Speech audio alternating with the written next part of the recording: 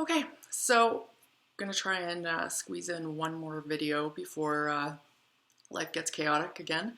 Hope everyone is staying safe, healthy, and optimistic about ourselves during this current situation.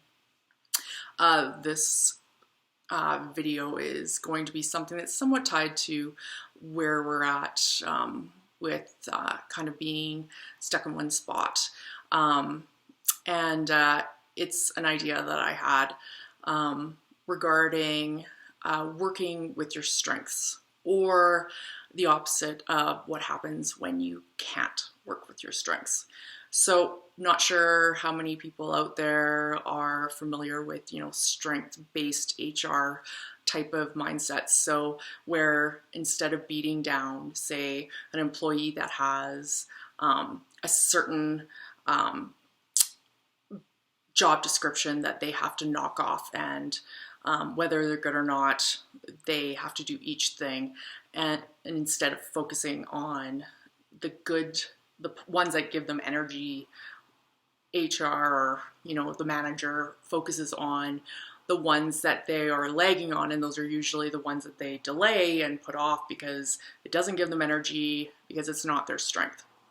So I didn't know about that type of managerial philosophy until I think it was 15 years ago, but I found it really resonated with me because I really didn't understand how draining it was when you're doing something that is not in your wheelhouse.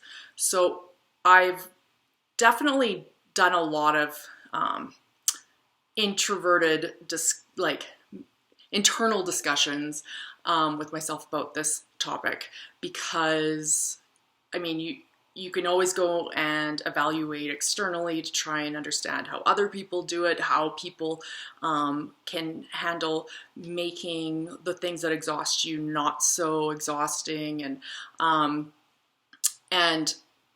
feel that you're somewhat lacking in whatever gene they have that they're able to do it. But that's where I think that MBTI comes in really helpful, or becomes really helpful. There are certain folks that they just do it, and it's not really exhausting on the spectrum. I'm wondering, and I'd love to hear other INTJs on this, whether our drive and desire to learn and optimize and think so far out that being stuck in the weeds, and we've spoke about that before, it is that weakness in the job description that really can weigh you down. And I'm wondering, because we are so strong in this one area, that one could almost argue that that makes us that much weaker in this area.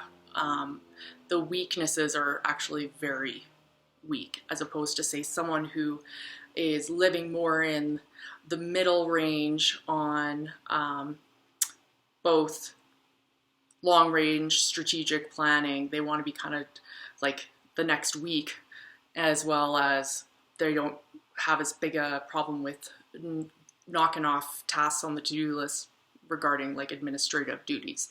So from a personal experience that ties to this, it's something that I've really noticed in the last while, especially during this COVID situation, because for myself right now, most of the things that are on my to-do list are actually almost 100% are non-strengthening things. And so as someone who wants to be a person that is trying to fix or make sense or optimize that situation, you try and put in little steps that can build you toward where you're going. However, there is something to be said when you are in the weeds, the the things that you are not good at for long periods of time. So for myself, it is being the domestic goddess or lack thereof, as well as being a teacher for children with special needs that don't have outside help. And they're in immersion language school too, so I don't know the language that they're learning either. So all that being said, you don't get the small wins that strength, focus type of mentalities can place you in, and that ability to go back out to the 80,000 foot. I mean, I guess this is also exacerbated by the fact that we are in this unknown holding pattern for the foreseeable future. So whatever's in the 80,000 is completely speculated because no one knows the details of where we are going. And I brought the idea up with my spouse the other day, where you hear about those science experiments of, you know, the mouse that has the multiple different maze exits to get out in order to try and find this elusive cheese. And instead they keep getting zapped every way they go. And finally they end up huddled in one spot, too petrified to move. And therefore they don't make any decisions. They don't do anything. They kind of just atrophy. And I mean, in that case, they die. But what happens then in the human side of things, if say INTJs are very polarized on the strengths and weaknesses and don't have penchant to live in the middle, the mediocre, what happens? Do we become the mouse? Do we end up trying to continue to try and find another way to get out of that maze, or get back into something intellectual or something that is valuable and interesting to you, the individual? Again, these are questions that I'm putting out to you because it's an interesting time, because a lot of time, for myself at least, I usually have 10 subjects that I am devouring, and, you know, different side jobs or, you know, clients that I'm working with, things like that.